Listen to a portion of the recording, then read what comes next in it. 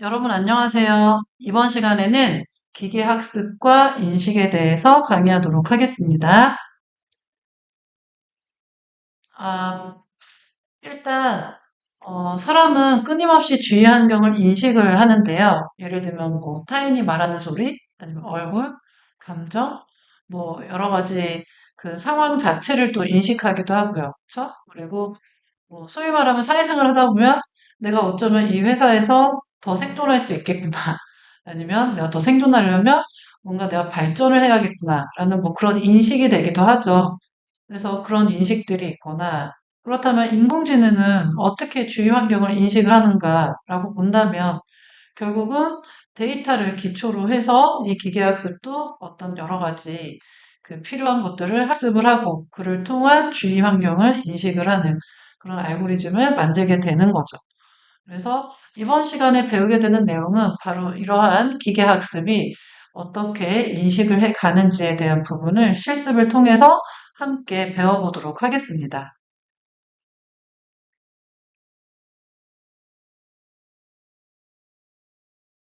자, 먼저 기계학습에서 일단 데이터는 얼마나 중요하냐면 결국은 머신러닝은요, AI는 데이터가 밥이에요. 그쵸? 데이터가 없으면 결국 학습을 할 수가 없고 또 그 학습이 안 돼 있는 상태에서는 말 그대로 얘가 뭔가 인식을 했다라고 할 수가 없겠죠. 그런 것처럼 우리는 현재 그 기계학습을 위한 데이터를 활용을 해서 열심히 앞으로의 뭐 예측이나 아니면 뭐 분석이라든가 이런 것들을 같이 활용하게 되는 거죠. 그래서 일단 가장 간단한 그 실습으로 아이리스 데이터를 가지고 한번 시작을 해보도록 하겠습니다. 그러기 위해서는 우리가 사이클 러닝이라고 하는 라이브러리가 있어야 되는데 또 제가 이제 pip install scikit learn 명령으로 라이브러리 설치하라고 하잖아요. 근데 원래는 이 라이브러리가 설치가 되어 있다면 바로 그냥 사이클 러닝을 불러와서 임포트해서 쓰면 되는데 혹시 모르니 먼저 이 사이클 러닝에 대한 명령어를 바로 확인을 해보도록 할게요. 먼저 콜앱을 열고요. 콜앱을 열고 그 다음에 위에 파일명은 우리 기계학습에서의 인식을 배우는 거잖아요. 그래서 뭐 그냥 머신러닝이라고 할까요? 간단하게. 그래서 머신러닝이라고 쓰고 그다음에 학번 그다음에 이름으로 저장을 하면 되죠. 자, 그다음 오늘 배우게 되는 내용은 네, 기계학습과 인식인데요. 그 데이터로서 먼저 이제 아이리스를 한번 네, 실습을 해보겠습니다. 네, 그래서 일단 먼저 그 사이클 러닝에 있는지 확인을 해봐야 되잖아요. 그래서 사이클 러닝 모듈을 확인을 해볼 건데요. 그러면은 일단 PIP, 그쵸? PIP 인스톨 하고요. 그 다음에 사이클 런을 해서 여러분 잘 보이시죠? 네, 그래서 실행을 해보시기 바랍니다. 아, 한 가지 제가 여러분들한테 빠뜨린 게 있는데 설치하기 전에 PIP 리스트를 한번 해봐야 되죠. 그래서 원래는 사실상 PIP 리스트를 해서 이 사이클런에 대한 그 모듈이 설치가 되어 있는지 패키지가 지원이 되는지 먼저 확인을 하는 게 우선이죠. 그래서 여기 내려가 보시면 볼까요? 네, 뭐 여기서 보면은 sklearn pandas 는 있는데 여기 있네요. 그쵸? 그래서 사이클런이 있으니까 굳이 설치를 안 해도 돼요. 설치를 안 해도 되는데 네, 그래도 제가 설치를 했네요. 설치를 하니까 계속 얘가 현재 있는 버전에서 뭐 SCPi하고 현재 이제 있는 거에서 3.1.0 하면서 현재 있는 사이클 러닝에 대한 버전들을 더 확인을 해주고 있어요. 자, 그러면 설치된 그 출력 표시는 지우고요. 다시 한번 PIP 리스트로 확인을 해볼까요? 일단 PIP 리스트로 다시 확인을 해보시고 그런 다음 자 사이클 러닝에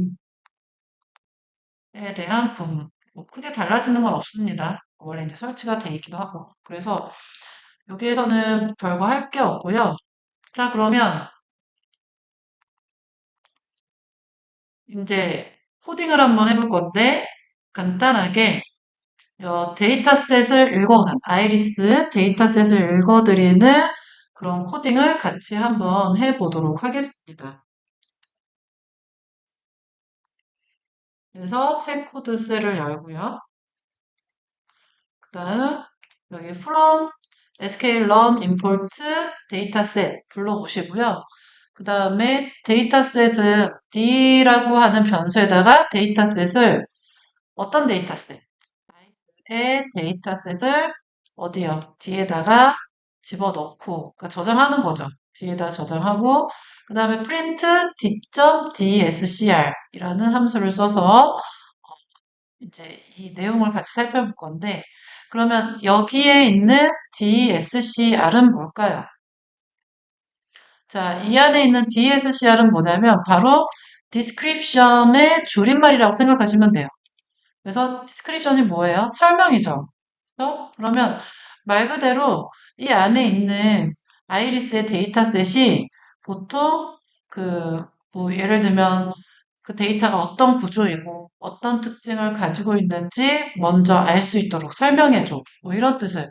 그래서 그런 정보를 알려주는 게 바로 이 DSCR, Description 명령어예요. 그러니까 말 그대로 얘는 그 객체에 들어있는 설명서 같은 역할을 합니다. 근데 여기 보시면 얘가 넘버 오브 인스턴스에서 150개, 한마디로 150개의 데이터로 되어 있는데 사실상 클래스가 세 클래스로 되어 있다 그러죠. 세 클래스로 나눠져서 각각 50개씩 데이터로 150개로 이루어져 있고 그리고 4개의 숫자 데이터도 있네요. 뉴머릭. 그래서 뉴머릭 데이터도 있고 그 다음에 어트리뷰트, 그러니까 프레딕티브 어트리뷰트에 대한 데이터가 있는데 이 속성은 뭐냐면 자, 세팔 랭스 그리고 세팔 위스, 페탈 랭스, 페탈 위스라고 되어 있죠. 자, 이거는 조금 이따가 또 설명을 할게요. 그다음에 클래스는 아이리스 세토사, 버지 컬러, 그다음에 버지 니카로 되어 있습니다. 그러니까 이거는 이제 현재 이 데이터 안에 들어있는 그 내용들이 어떤 것들이 들어있는지를 보여주는 거예요. 자, 그러면 강의 자료를 보세요. 강의 자료를 보시면 보통 좀 전에도 말씀드렸듯이 150개의 이제 샘플 데이터가 있죠. 그리고 4개의 특징 데이터가 있고 그리고 3개의 분류가 되어 있는 거예요. 근데 여기에 세팔 랭스, 세팔 위스라고 되어 있죠. 자, 세팔 랭스와 세팔 위스는 무슨 뜻이냐면 꽃받침 길이와 꽃받침 너비예요. 그래서 꽃받침의 길이와 너비이고 페탈 랭스와 페탈 위스는 페탈이 꽃잎이에요. 그럼 꽃잎의 길이와 너비. 그 다음에 아래는 그 종들 있죠. 일종의 스피시즈라고도 하거든요. 그래서 얘가 보여주는 그 종들이 있는데 그 종들. 그래서 클래스가 이제 주로 세토사가 있고 버지컬러가 있고 버지니카가 있는 거죠. 그래서 약간 지금 여러분들은 뭐를 보고 계시냐면 이 아이리스 꽃에서 뭐를 가지고 왔냐면 얘가 특징 벡터를 갖고 왔다고 생각하시면 돼요.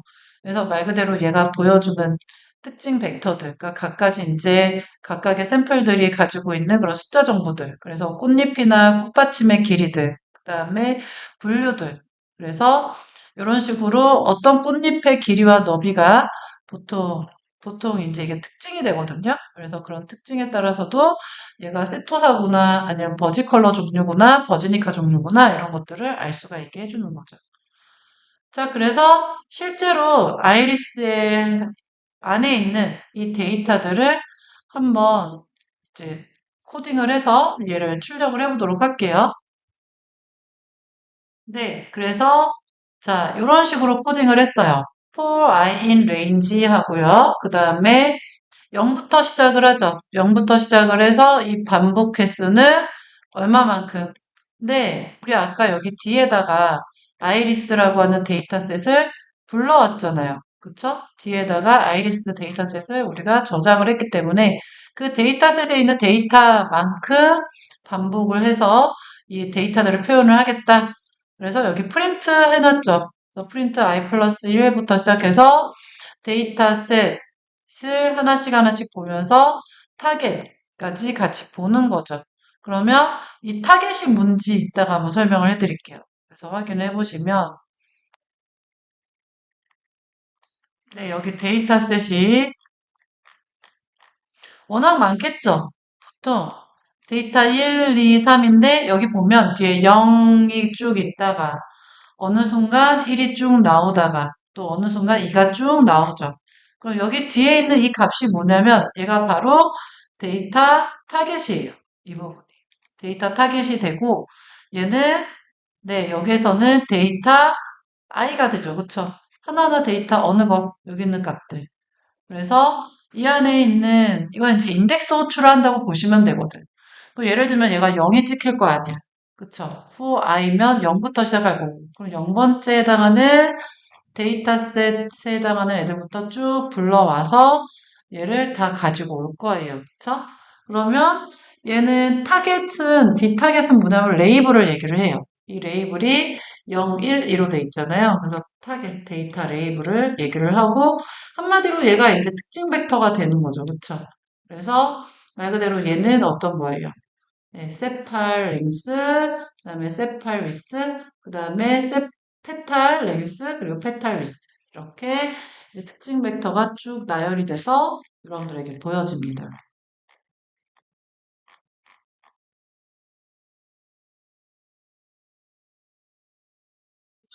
이걸 다시 한번 살펴보자면, 예를 들면요, 여러분들, 앞에 있는 요거 있죠? 요 숫자들. 얘네들은 각각 뭐가 되냐면, 특징 벡터가 돼요. 특징 벡터가 되고 얘는 이런 특징이 있는 애는 0이야 라고 하는 얘가 뭐가 될까요? 정답 레이블이 돼요. 그래서 말 그대로 품종이긴 하지만 0, 1, 2가 품종이라고 그랬잖아요. 품종이긴 하지만 결국은 얘네들은 정답 레이블이 되는 거고 이런 특징들을 가진 애들은 대체적으로 다 0이야 라고 하는 레이블을 주는 거고 이러한 특징을 가진 애는 1이야 라는 레이블을 주는 거죠. 그래서 지금 다시 말씀드리지만 얘는 특징 벡터고 얘는 정답, 레이블이 되는 거죠.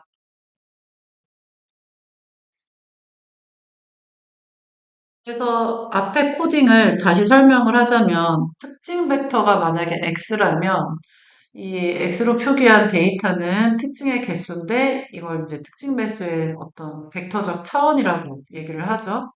그래서 어쨌건 특징 벡터가 있고 또 레이블은 0, 1, 2로 나눴단 말이에요.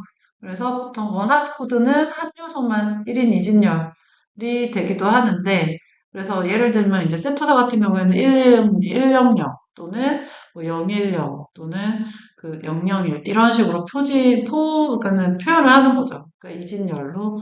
그래서 이런 식으로 표현을 하는데 이게 앞에서 제가 설명했던 그 코딩의 방법이 이렇다. 라는 걸 다시 한번 정리를 해드린 겁니다.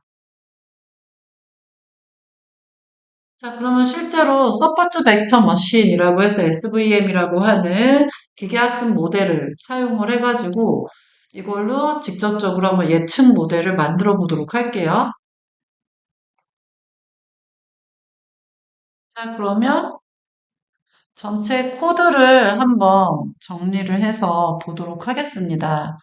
그러면은 이제 또 똑같죠? 네, 사이클 러닝하고 데이터셋도 불러오고 그리고 사이클 러닝에서 또 제공하는 SVM 모델이 있어요. 그래서 이 SVM 모델을 불러와서 같이 이제 우리가 가상 머신을 한번 돌려볼 건데 가상 머신이 아니라 죄송 머신러닝을 돌려볼 건데 그러면 여기에서 보면은 이 안에서 여러분들이 이제 하나 보셔야 될 게 일단 여기까지는 아시죠? 이제 아이리스 데이터셋 불러왔고 그러면 SVM 모델을 만드시는 거잖아요. 그럼 얘는 뭐냐면 여기에서 SVM 모델을 만드는데 감마하고 C가 있죠. 그쵸? 감마는 0.1, C는 10이죠. 그럼 이건 뭐냐면, 말 그대로 감마하고 C는 이 성능에 영향을 주는 하이퍼 파라미터예요. 그러니까 설정값이에요. 설정값이고, 하이퍼 파라미터 설정값이고, 그 다음에 여기 아래 내려오면 이제 훈련을 시켜요. 그럼 뭘로? 여기에 있는 아이리스 데이터셋이 뒤에 들어가 있잖아요. 그럼 여기에서 D 데이터와 D 타겟을 둬서, 그럼 D 타겟은 뭐냐면, 일종의 얘는 입력 데이터가 되고, 입력 데이터에 따르는 얘는 뭐예요? 레이블이 되는 거죠. 그쵸? 그래서 정답 레이블이 되는 거죠. 그래서 이거를 같이 어떻게 해요? 네, 훈련을 시켜요. 그래서 훈련을 시키면서 그러면 이 훈련이 잘 됐는지를 우리가 어떻게 해야 돼? 네, 테스트를 해봐야 되죠. 테스트를 해봐야 되니까 그럼 여기 아래에서 여기에 들어가는 new D라고 써 있는 거. 이제 새로운 데이터 모델이에요. 새로운 데이터 모델인데 여기 있는 모델 얘네 두 개를 이제 일부러 한번 입력을 해봤어요. 근데 이 두 개의 모델은 뭐냐면 아까 제가 강의 자료에도 언급을 해놓긴 했는데 현재 여기 이 데이터셋에 있는 거 있죠. 말 그대로 아이리스 데이터셋에 있는 그 모델을 101번째와 그 101번째와 51번째에 해당하는 그 샘플 모형, 샘플 모델 있죠. 그 샘플 데이터를 약간 변형한 거예요. 좀 비슷하게. 그러면 101번째와 51번째 샘플을 변형을 했으니까 얘네가 실제로 0이나 1이나 2에 맞는 레이블대로 나오냐. 그럼 사실상 얘는 101번째니까 2레벨이겠죠. 얘는 1레벨일 그래도 한번 보기는 해야 되겠지, 그치? 그래서 여기 있는 걸 활용을 하는데, 그럼 바로 그거 하자는 거예요. 그거 하자는 거고, 그러면 여기에서 이제 RDS하고 as predicted newD라고 썼죠. 근데 뭐냐면 예측 모델을 만드는 거예요. 모델이 예측을 하고, 그러면 이 꽃은 어떤 거 같아? 무슨 꽃인 거 같아? 라고 이제 예측을 해주겠죠. 그 다음에 예측 결과를 보여줄 겁니다. 자, 그렇다면 한번 실행할까요? 자, 실행을 해보시면, 어, 그래서 실행을 한번 해볼게요. 좀 전에 제가 여기 6.0하고 2.5 있는 부분을 데이터를 잘못 입력해서 처음에 0, 1로 나왔는데, 다시 이제 실제 데이터, 우리가 책에 나온 데이터, 교환에 올려드린 그 데이터를 다시 수정해서 입력했더니, 새로운 두 개 샘플의 부류는 뭐, 1이다? 이렇게 나오죠. 그러면 얘는 가장 2와 같은 정보가 되는 거고, 얘는 1에 해당하는 정보가 되는 거죠. 그래서 여기서 뭐냐면은 결국은 얘는 버지니카 종류인 거고 얘는 버지컬러 종류가 되는 거죠. 1번은. 그쵸? 그래서 이렇게 판단을 하시면 돼요.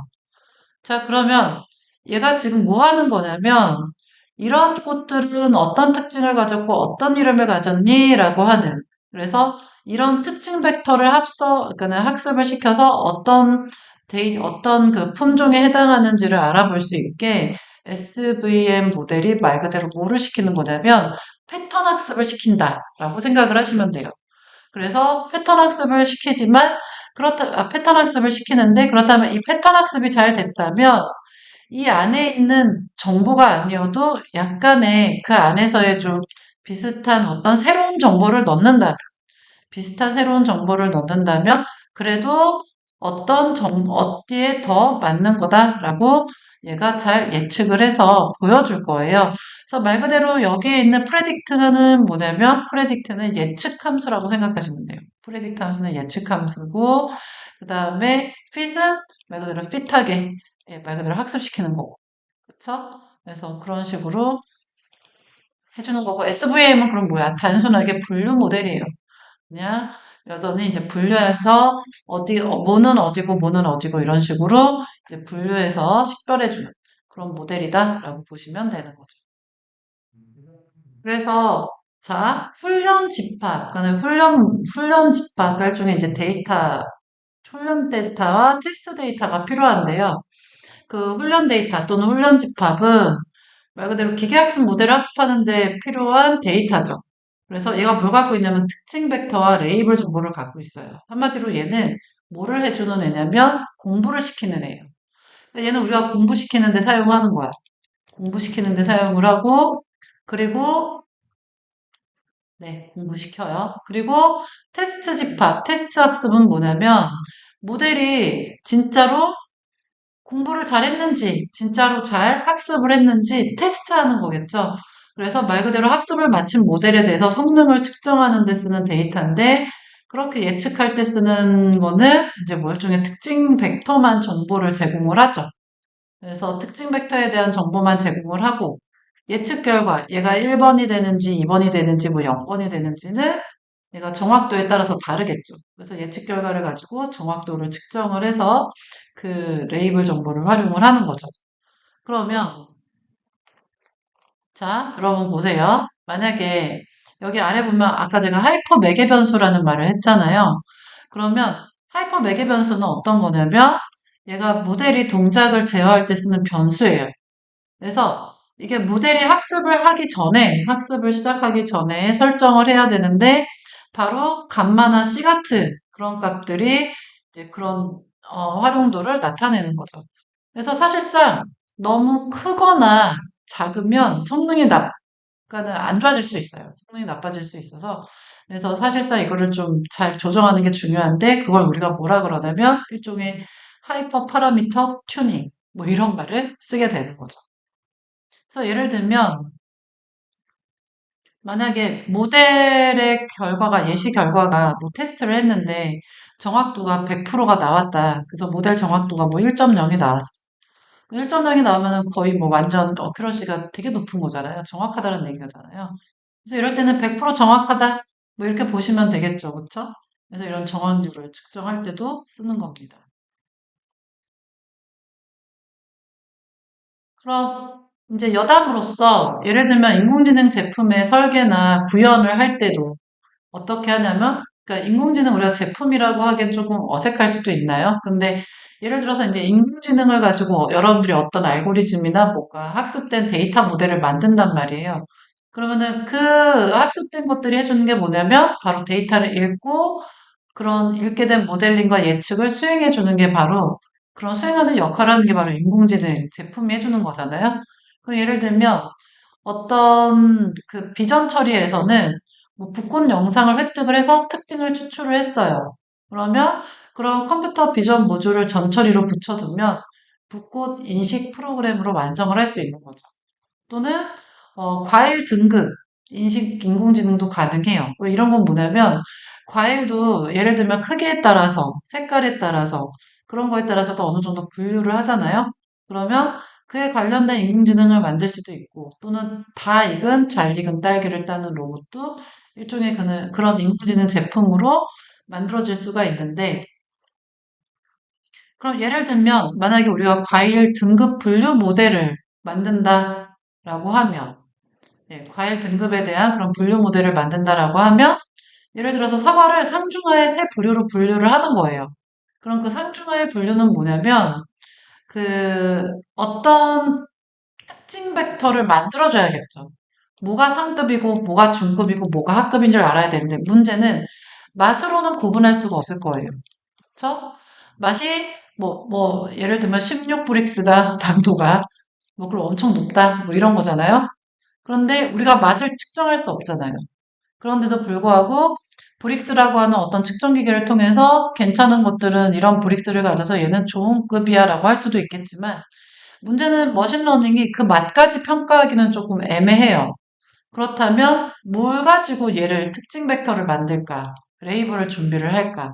그러면 그 특징 벡터 중에 하나가 일단 사과의 크기, 뭐 대중소로 나눈다면 대체적으로 뭐 지름이 이만큼 해야 되고 약간 더 작고 조금 더 작으면 뭐 이런 식으로 이제 여러분들이 어떤 크기에 대한 분류를 해주겠죠. 그리고 색깔, 그 다음에 표면의 균일도 같은 분별력이 이제 높은 특징들을 가지게 되는 거죠. 어떤 특징을 사용하게 되는지가.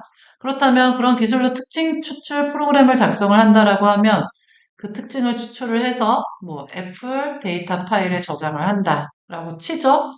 그렇다면 그걸 통해서 이제 레이블링을 하는 거예요. 저희는. 그래서 레이블링 된 거를 이제 타겟 파일에 저장을 해서 실제로 훈련을 시키고 훈련된 데이터를 새로 수집한 테스트 데이터로 한번 활용을 해보는 거죠.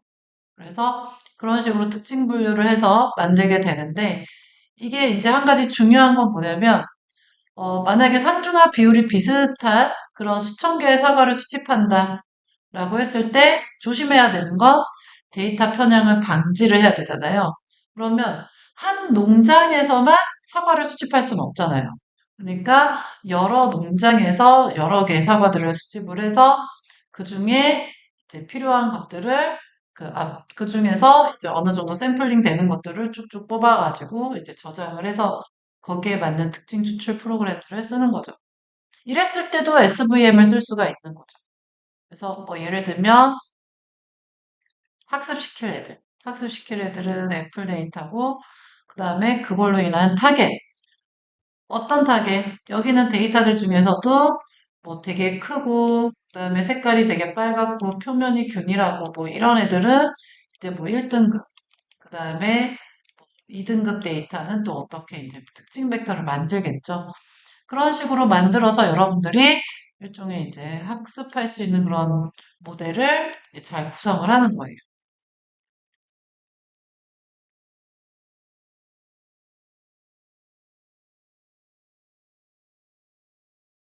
자, 그러면 이제 규칙 기반, 뭐 고전적 기계학습, 딥러닝. 자, 이좀 비교를 한번 해볼 건데, 생각보다 머신러닝을 학습할 때 좀 많이 헷갈려 하세요. 그래서 혼돈이 있을 수 있을 것 같아서 조금 더 쉽게 설명을 드리자면, 자, 규칙 기반 방법이라고 하는 건 뭐냐면, 사람이 직접 조건을 정해서, 그러니까 사용자가, 그러니까 이제 개발자가 직접 조건을 정해서 분류한다라고 생각을 하시면 돼요. 그러면 예를 들면 그 분류하는 규칙이 뭐 꽃잎의 길이가 A보다 크고 너비가 B보다 작으면 세토사라는 규칙에서 A와 B를 사람이 결정해줬다라고 보시면 돼요. 그래서 뭐 예를 들면 꽃잎 길이가 A지만 예를 들면 5보다 크고 꽃잎의 너비가 2보다 작으면 세토사야 뭐 이런 식으로 쓰라고. 그래서 이런 규칙들을 사람이 하나하나 다 결정해서 짜줘야 돼요. 그러면 데이터가 만약에 많아진다라고 봤을 때 사람이 일일이 다 만들어야 되잖아요. 그리고 만약에 데이터가 바뀌면 처음부터 다시 작업해야 돼요. 굉장히 비효율적이죠. 어쨌건 이게 이제 규칙 기반 방법이에요. 그렇다면 이러한 방법을 조금 더 그러니까 일종의 한계가 되겠지. 이런 한계를 좀 더 이제 개선했다라고 보는 학습 방법이 기계학습이겠죠. 그럼 얘는 뭐냐면 컴퓨터가 일단 데이터를 봐요. 데이터를 보면서 스스로 특징 벡터를 추출하고 그러니까 레이블을 붙이는 과정에서 스스로가 규칙을 찾아내는 거죠. 그러니까 일단 처음에는 규칙 기반하고 동일하게 수작업도 필요해요. 수작업도 필요하지만 만약에 이런 규칙을 또 만드는 일이 이제 기계학습 모델을 이용해서 자동으로 수행을 할 수도 있죠. 그래서 결국은 컴퓨터가 데이터 학습을 통해서 스스로 패턴을 찾아낸다라는 이게 이제 기계학습의 특징이에요. 그래서 말 그대로 사람이 직접 규칙을 만드는 게 아니라 컴퓨터가 규칙을 학습을 하고 그냥 사람이 해준다 그러면 뭐냐면 이런 특징 벡터에 맞춰서 레벨 정도는 해줘야 되는 경우가 있어요. 레이블링은 해줘야 돼. 특히 분류 모델을 할 때는 결국 머신러닝도 분류 모델을 안 할 수가 없거든, 분류를. 그러면 그럴 때에도 결국은 우리가 이제 그 사람이 개입을 안 할 수가 없죠. 네, 그래서 뭐 사람이 해주는 거는 그럼 뭐 그 레이블링 정도, 그러니까 데이터 정리 정도 해준다라고 보시면 되죠. 자, 그러면 딥러닝은요? 딥러닝은 뭐냐면 컴퓨터가 규칙과 특징 추출을 모두 같이 자동으로 하는 거예요. 네, 모두 이제 같이 하는 게 일종의 딥러닝 방법인데 이게 말 그대로 특징 벡터를 자동으로 알아내기도 하고 그 학습이나 그러니까 특징 학습이나 표현 학습도 같이 하는 거죠. 그렇죠? 그래서 이런 것들을 우리가 딥러닝이라고 하는데 예를 들면 고양이와 강아지가 있어요. 이런 이미지 구분할 때도 예전에는 눈과 귀와 코 위치를 이전에 사람이 정해줬다면 이거는 굳이 사람이 정해주지 않아도 알아서 그 패턴을 찾아서 스스로 중요한 특징을 통해서 이제 학습을 하고 그리고 분류를 하는 거죠. 그래서 특징 추출과 분류를 동시에 최적화하기 때문에 좀 더 뛰어난 성능을 보여주는 게 딥러닝 방법이다. 라고 볼 수가 있습니다. 자, 그렇다면 원샷, 학습, 뭐 표샷, 준지도, 원샷, 표샷 뭐 이런 말 들어보신 적 있으세요, 여러분들? 자, 보통 아까도 말했듯이 여러분들이 이제 만약에 하다못해 이런 분류 모델을 만든다고 해도 이런 분류를 위해서는 정확하게 잘 보는 레이블링을 하는 그런 전문가들이 있어야겠죠. 그러니까 이게 이제 얘는 좋은 사과야, 나쁜 사과야, 아니면 뭐 얘는 상급이야, 중급이야 이런 얘기를 해줘야 되는데 사실은 이거는 과일을 잘 아는 전문가가 보고 상중하를 나눠주는 게 가장 좋긴 하겠죠. 그래서 결국은 이제 레이블 붙이는 것 자체가 그 말 그대로 사람이 해야 되니까 이것도 역시 뭐예요? 이것도 역시 시간과 비용이 들어가는, 인건비가 들어가니까. 그쵸? 그렇다면 요즘에 가장 큰 이슈는 뭐냐면 적은 데이터로도 학습이 잘 되면 좋겠다. 이런 거예요. 그렇다면 원샷은 뭘까요? 자, 원샷 같은 경우에는 원샷은 딱 한 개의 예시만 보고도 학습이 잘 되는 그런 것들이에요. 그래서 예를 들면 얘가 고양이다? 라고 만약에 여러분들이 한번 딱 뭔가 사진을 보여줘요.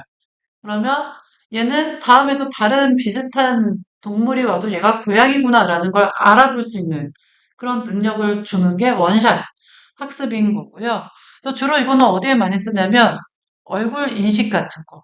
그래서 사진, 한 장 사진만 등록을 해도 금방 이제 식별할 수 있는 그런 것들이 원샷 학습이 되고, 그러면 퓨샷은 뭐냐면, 퓨샷은 예를 들면 그냥 샘플 몇 개만 보고도 충분히 판단 가능해. 뭐 이런 거예요. 그래서 뭐 그 정말 몇 개 샘플이 예를 들면 몇만 장의 학습을 해야 되는 그런 딥러닝이 아니라 한 대여섯 개만 보고도 뭐 대충 얘가 어떤 건지 식별이 되더라. 그래서 주로 이런 경우에는 좀 특화 모델 같은 거 만들 때 있죠. 데이터가 적은 뭐 의료 분야라든가. 그러니까 이미 이제 정해져 있는 답들이 많은 것들이 있잖아요. 아니면 또는 과학 실험 같은. 뭐 이런 것들이 이제 퓨샷 학습에서 많이 활용을 하고 있고.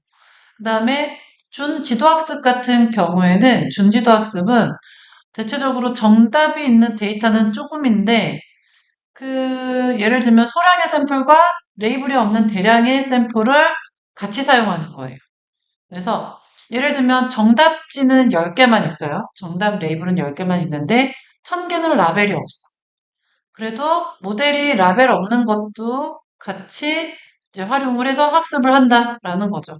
그러면 이럴 경우에 좋은 건 뭐냐면 사람이 정답 붙이는데 시간을 많이 안 써도 돼요. 준지도 학습은. 그래서 보통 그 준지도 학습 같은 경우에는 뭐 정답, 일부 정답만 있는 거고 대신에 어떤 때 많이 하냐면 웹 검색 기록 같은 거. 그런 것들 할 때 준지도 학습을 많이 쓰죠.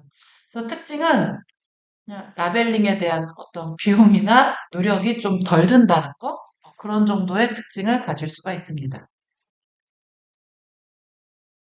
자, 이렇게 해서 분류 모델 한번 살짝 돌려보는 것까지 했고요. 어, 일단은 그 앞에서 했던 내용들 있죠. 앞에서 했던 내용들 중에 가장 쉽지만 그 원리를 이해하기 좋은 내용들이니까 다시 한 번 더 여러분들이 실습을 통해서 제대로 좀 보셨으면 좋겠습니다. 그래서 이번 시간에 했던 내용들 중에 그 3장 중에서도 규칙 기반 고전적 기계학습 딥러닝에 대한 비교로서 이번 시간의 수업을 여기서 마치도록 하고 이어서 또 다음 시간에는 뭐 그 특징 공간에 대한 그래서 SKlearn 라이브러리가 제공하는 여러 가지 데이터셋을 활용을 해서 특징 공간에 대한 데이터 보를 함께 살펴보도록 하겠습니다.